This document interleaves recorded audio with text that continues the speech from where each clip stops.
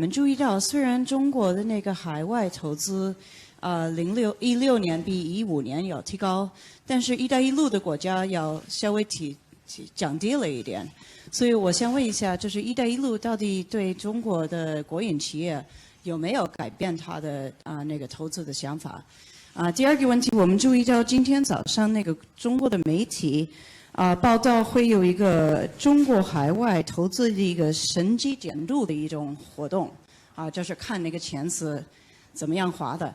您有没有认为就是或者有没有担心这个“一带一路”会带来一些来源不清楚的钱会流到这些国家去了？谢谢。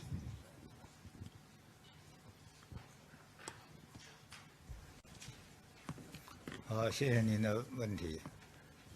从中央企业从事“一带一路”的建设，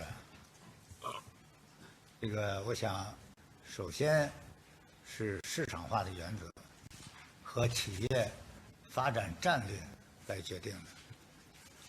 具体投资的，特别是海外投资和重大项目投资，从我们的经验来看，它不是一定年年从投资数额上每年都要这么上升的，它可能是根据投资的需求来不断的递进的。我建议，作为看投资来讲可能不要一年一年的看，可能我们用一段时间，比如说这个项目的建设期，还比如说这些项目整个回报期来看。这样可能看出投资的这个趋势，但我想呢，这个“一带一路”建设的投资，从一段时间来看是不断在增长的。据我个人掌握的数字来看，我们看的数字，这些年来中央企业在走出去过程中的投资是每年是增长15%，销售收入呢每年增加了4.5%。增加4.5%，这些项目里面很大部分在“一带一路”建设上。随着这些基础设施建设的不断展开，随着这些投资项目的不断落地，特别是随着这些中央企业，刚才2位董事长讲的，和当地企业的融合不断的深化，我想这个投资呢会有一个不断深化和不断拓展的过程。关于您谈的第二个问题呢，这个我目前还没有听到这个“一带一路”中央企业从事的项目当中的资金来源的问题。应该我讲，他们从这些央企投入的这些基础设施的资金来源，无非是这么几个渠道，也可能还有其他的。一个是自有的资本金，就是他们在企业盈利过程中所有的资本金。第二个呢，就是和合作方共同出资建设的。就刚才我们企业介绍这个情况，很多项目呢不一定是中方的国有企业或者中央企业100%独资的，那么可能是跟当地人合作，甚至和刚才启超董事长也介绍，甚至和第三方合作来建设的这些项目。第三个来源呢，就是说，在当地的一些基金或者其他项目乐意投入到这样，比如说我们现在一些这个世行的、亚投行的、丝路基金。For example, World Bank, AIIB, the Silk Road Fund, and other international funds may also invest in the projects. And fourthly, there will also be an involvement in terms of the changes of the sources of investment. In the beginning, this might be a greenfield project. Not many people are interested in making investment. However, as they move along, like the mobile telecommunication network projects, as they make progress, it will begin to draw more and more investment attention. The same is applied to the oil and gas transmission projects. When they are completed, many countries and many companies have shown strong interest in making investment in those projects. And one point is very certain: we are 对腐败和各种这个其他的这个国际犯罪活动，中央企业既遵守中国的法律，也遵守所在国当地的法律，更遵守国际的规则。中央企业在海外的投资，包括中央企业生产经营，我们也欢迎媒体朋友们监督。谢谢。好，下一个提问。来，第一排这位女士。谢谢，我是人民网记者，我有2个问题。刚刚几位领导都提到了那个重点项目，能不能请领导详细的介绍1、2个标志性项目及对当地经济社会发展的带动作用？第2个问题是，通过肖主任和几位领导的介绍，我们看到中央企业在“一带一路”建设中取得了很好的成绩，能不能请几位领导介绍一下，在“一带一路”建设中，央企积累了哪些经验，还有哪些建议？谢谢。您刚才提到的就是中央企业啊，在“一带一路”建设中啊，有很多重点项目。我跟大家讲，我们投资的项目，投资类的项目就100多个，参与的项目1576。and there are another 576 key projects in terms of the central enterprises' participation in the Belt and Road Initiative. Many of them are landmark projects. Many of them have international influence. And how about inviting the CRRC and the Sinomax chiefs to specifically give you more information on that point? Thank you. Thank you for that question. The attention from various sides have also provided impetus in our work. The Belt and Road Initiative is an initiative which is making dreams come true, which is generating win-win results. In terms of the CRRC, in our building and participation of the Belt and Road Initiative and in our overseas development, we are emphasizing integration into this initiative so as to really realize cultural and people-to-people bonds and achieve joint development. So our goal in participation is also shared consultation, a joint contribution, and shared benefits. The CRRC has been developing rapidly in its overseas operation. In Malaysia, in the US, we've set up our companies. And based on our overall practice, we feel that in advancing the Belt and Road Initiative, we should take into account the local circumstances. We should service the local community. We should ensure that the benefits are shared. Our development in Malaysia is a very good example. You may notice that recently Malaysia has signed new contracts with our company. Our overall approach in participating in the Belt and Road Initiative is to actively explore new modalities and meet our 4 roles. A new modality is meant by the 5 local modality, namely local production, procurement, employment, maintenance, and local management. Our practice has proven that this 5 local modality for the local job creation, for the local industry development has brought about positive effects. We also strive to meet the 4 roles. The first role is how to become a cultural interlocutor in our cooperation with Malaysia. We both take into account Malaysia's local way of life, as well as its religious beliefs, among others. And in addition to cultural considerations, we also make specific designs. For example, in terms of the workshops, we've made the special workshops and prayer rooms exclusively for the women employees. This has been warmly welcomed. That is what we mean by becoming a cultural interlocutor. Secondly, we meet our role to become an incubator of talents. In our participation out of the Belt and Road Initiative, we also have created many vivid examples. For example, CRRC's employees in Malaysia have opportunities to come and work in China, to receive training in China, to increase their expertise, and when they go back and return to Malaysia, they can play an exemplary role, and they can also help improve the overall quality of the employees. We've also selected new graduates and cooperated with Chinese universities to have a pool of reserve talents for our company's future development, talents in management. For example, we've cooperated with Tongji University and the China North Communication Universities to bring out talents which are inadequate in Malaysia.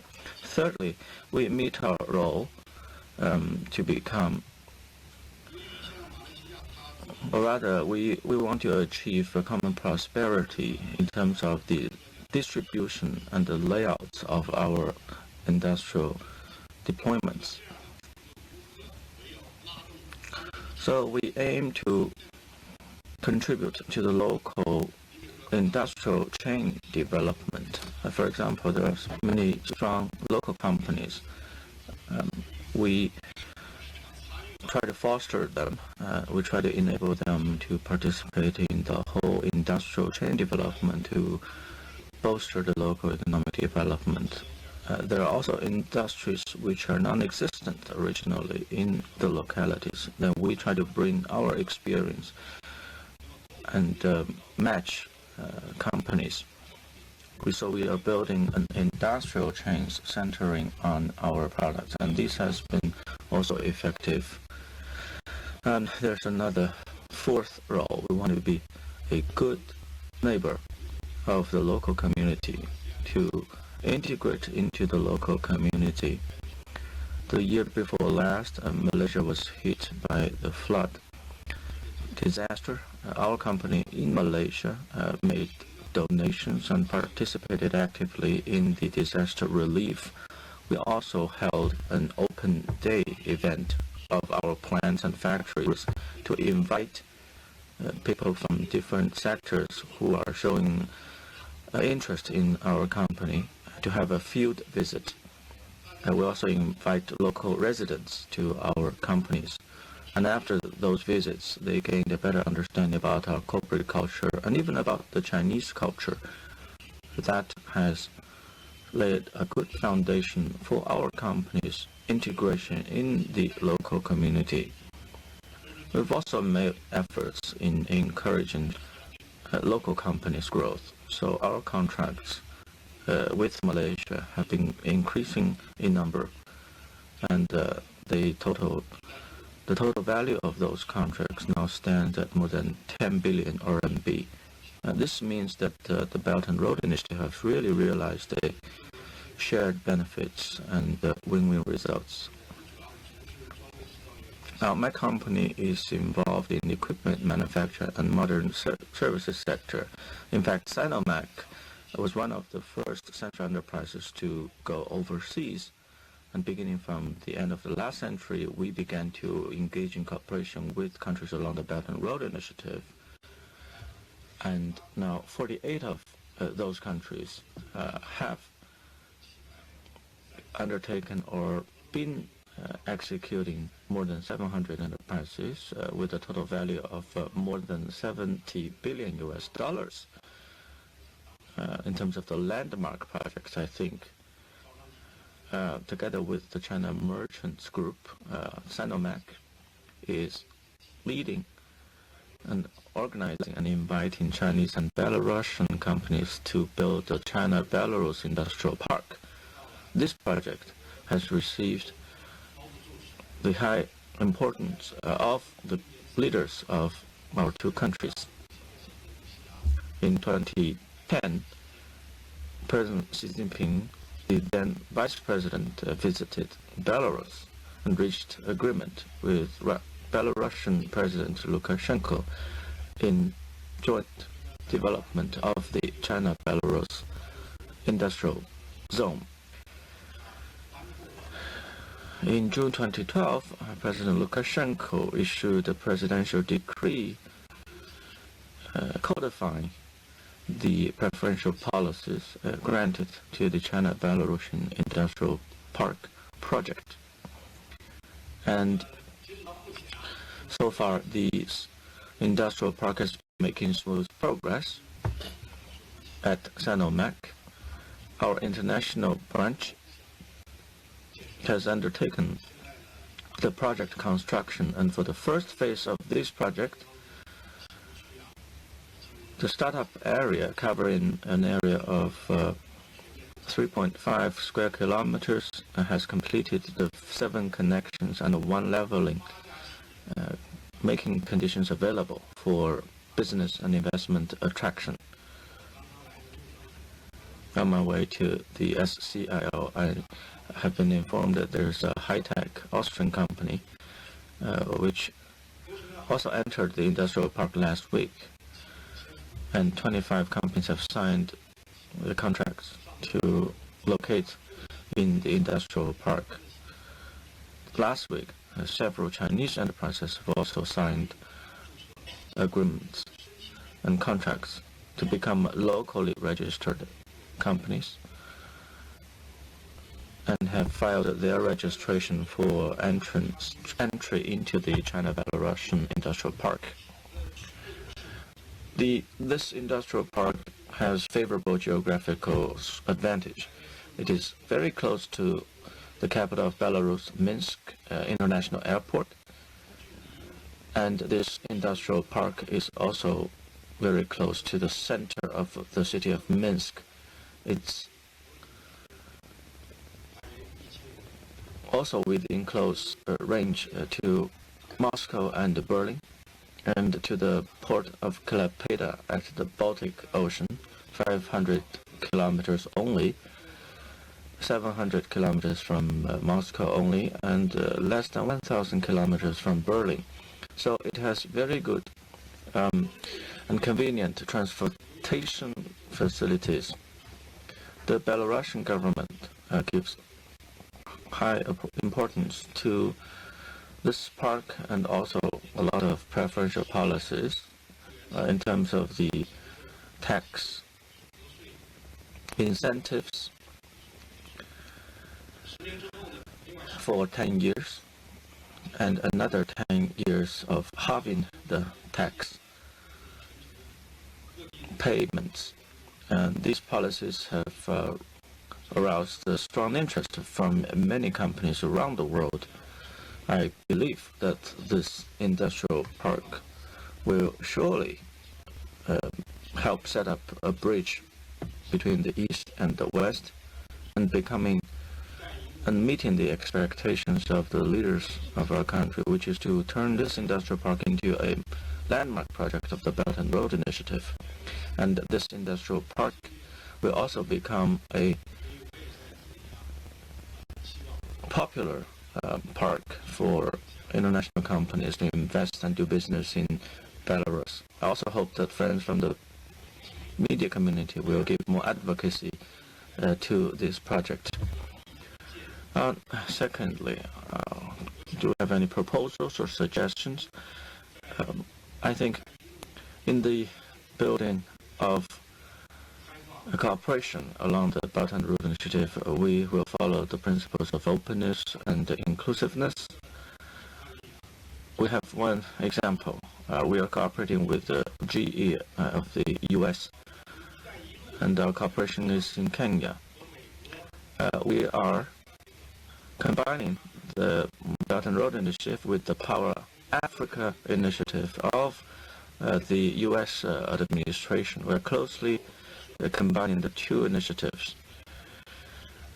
And our equipment, we are the general contractor, and we are combining our equipment with the GE equipment in undertaking a wind power generation project in Kenya, which has achieved very good results, has received the U.S. administration support, and also supported by funds from the U.S. So I think combining the Belt and Road with the initiatives of European and U.S. countries closely, and rather than following a zero-sum game mindset, may contribute even more and greater to the countries along the Belt and Road and contribute to the peoples along the route. I would like to make a few additional remarks. In terms of the landmark projects, I think there are many in number. CCCC alone for the past 3 years and more has undertaken or completed projects worth than $40 billion in the countries along the Belt and Road. The Mombasa-Nairobi railway, as I mentioned, is part of the East African Railway Network. Another project I know you care a lot about, that is China-Pakistan Economic Corridor, which goes from China's Xinjiang Autonomous Region to Quetta Port in Pakistan. We have been building this for years, and we have lost like dozens of staff because of natural disasters or other disasters. In Pakistan, even till today, a very old Pakistani man is still guarding the tombs of those who sacrificed their life. Well, in reality, when we were building this economic corridor, we believe it will improve 50 million people in Pakistan, especially Quetta Port, which used to be a small fishing port. Now it is growing into a combination of ports and airports, etc. It is also developing some industrial parks. Chinese, Pakistani, and Central Asian companies have been applying to join the industrial park in Quetta Port, and it will be the most convenient seaport for Central Asian countries. So it will make a huge difference for local communities. And I know you also watch very closely the Sri Lanka port project. We have signed the agreement with the previous administration. After the change of government, the project was put on hold for a year. Many people are worrying whether something went wrong with this project. Actually, that is quite normal. After the new administration came into office, they have some concerns and worries about the projects undertaken by the previous administration. That is quite normal. And after some consultations, we have resumed the work in the Sri Lanka port project. Then why can we restart this project? We believe this is because the project is good for local communities and the residents. The benefits will not only go to the businesses but also the local communities. So no matter how the government changes, the project will go on. And the importance of this project also lies in the huge support we have gained from the ordinary people in Sri Lanka. And this project is likely to be the biggest investment project in South Asia. It will probably mobilize to $20 billion, and it will also create jobs for about 80,000 people in Sri Lanka. It will also make tourists stay longer for about 1 day in Sri Lanka. So this project is vitally important for the local development in Sri Lanka, and this is a commercially run project. And of course, we have a number of other landmark and signature projects, but in the interest of time, that's all I'm going to say. Next question, please. Thank you. From Phoenix TV. We noticed you mentioned that CSEC has some risk management control and support for central companies. We know these countries along the Belt and Road have their own problems. Some have ethnic problems or racial problems. Some suffer from terrorism. And I wonder, is there any contingency warning for companies in investing in these countries? And we have seen some reports that China's investment in South Asia that suffer from terrorism might suffer a cost of a loss of 50% or 30%. What is your comment on that? To ensure the sound investment and safe investment by central companies is an important responsibility of the authorities, including CSEC, and there will always be some risk involved in the investment by our companies. No project is 100% guaranteed successful. And after decades of reform and opening up and our practice, the investment by our central companies have been quite good, and they have been making progress year by year. But in this process, they have paid their prices, and they have learned their lessons. They are now more familiar with the international practice, the local laws, regulations, environment, and the local cultures and customs. Therefore, in the process of promoting Belt and Road, the risks are completely controllable. And as the corporate representatives briefed you, they can't talk too much because of the time limit. But the friends from the media are welcome to visit these state-owned enterprises and the central enterprises.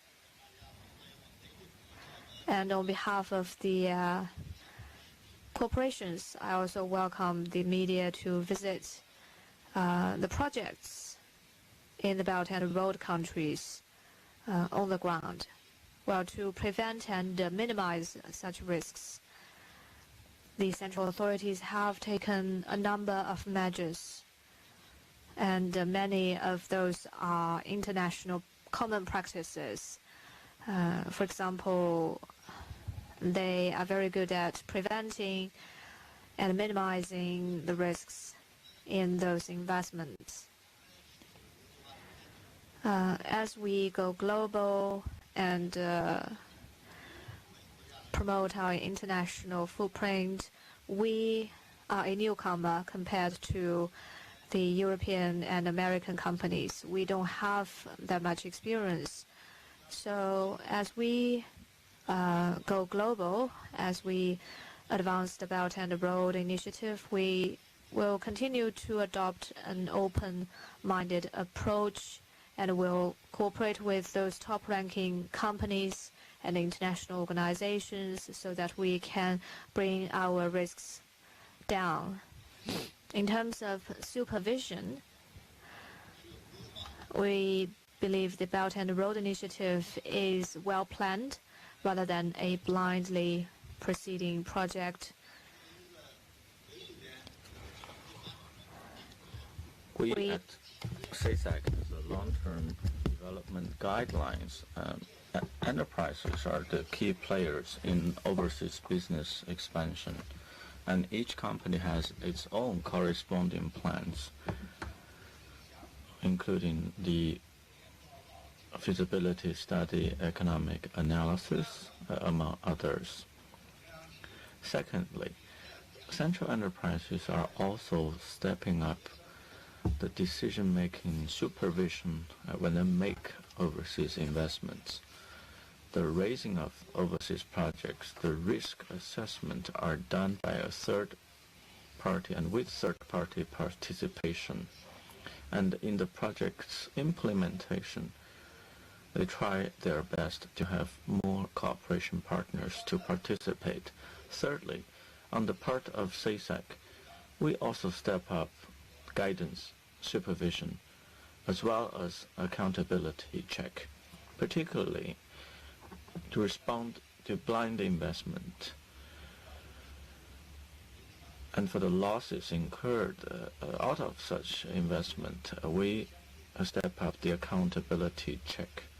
So we hope that with the deepening of the Belt and Road development, our risk aversion and prevention capability will grow, and our quality of risk management will also grow. The last question, please, because of time limits.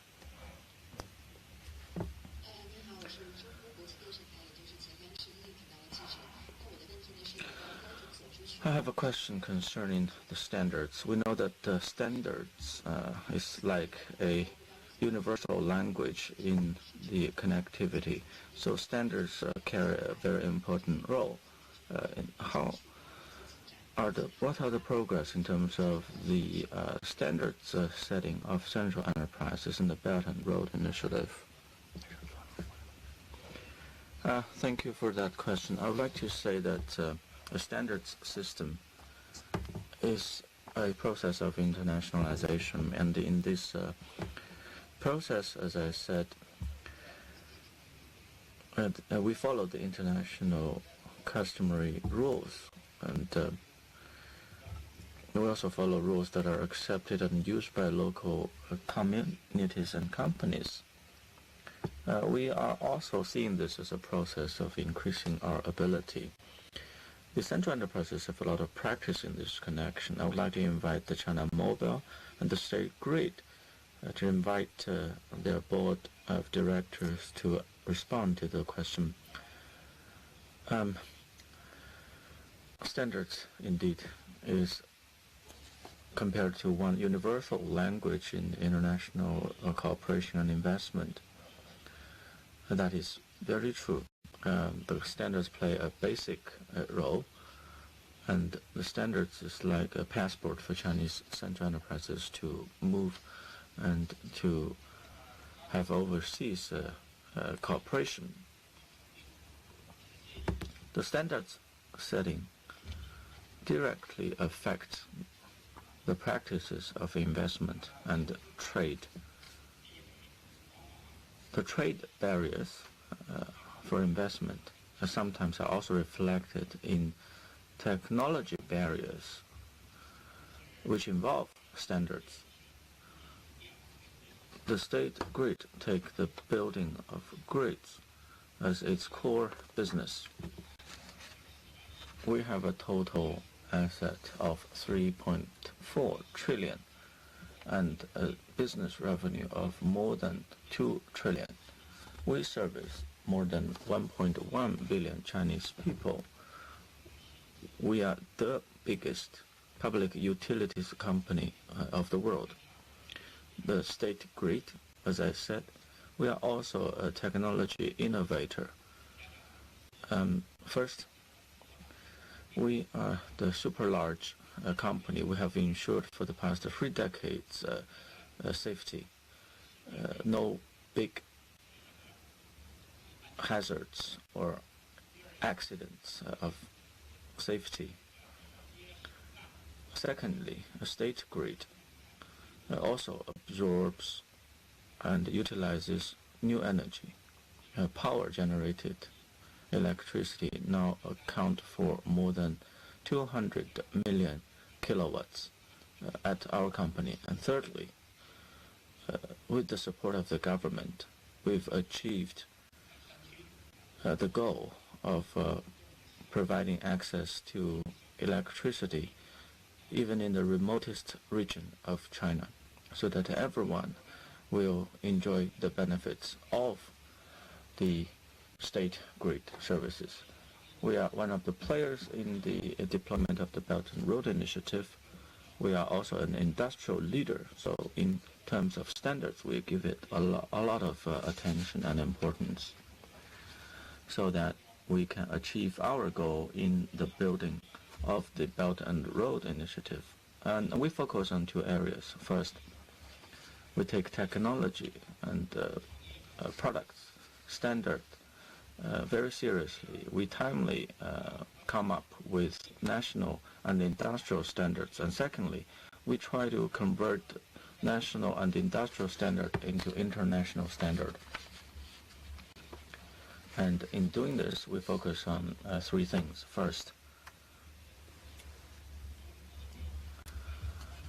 we ensure that the relevant Chinese standards are mutually recognized in relevant countries of cooperation. That is also the basis in our overseas development. Secondly, we try to make our leading technology and the Chinese standard international standard, or to align with international standard, to make Chinese standard more consistent with international standard. In the electronic industry, such a consistency has been raised to more than 80%. We are also participating actively in the setting of international standards so that more of the elements of Chinese standards will be incorporated in the setting of the international standards. At IEC, we launched 5 standards committees. And these are also innovative technology committees. We undertake work of these 5 committees. We also have more than 300 experts working at relevant organizations at IEC. We also made sure that China become a permanent member of the IEC. And IEC was founded at the same time when electricity was discovered. It is a highly standards-based international organization. And for myself, starting from 2014, I participated in the work of IEC. I served as the vice chairman of IEC, so we also did work in this respect.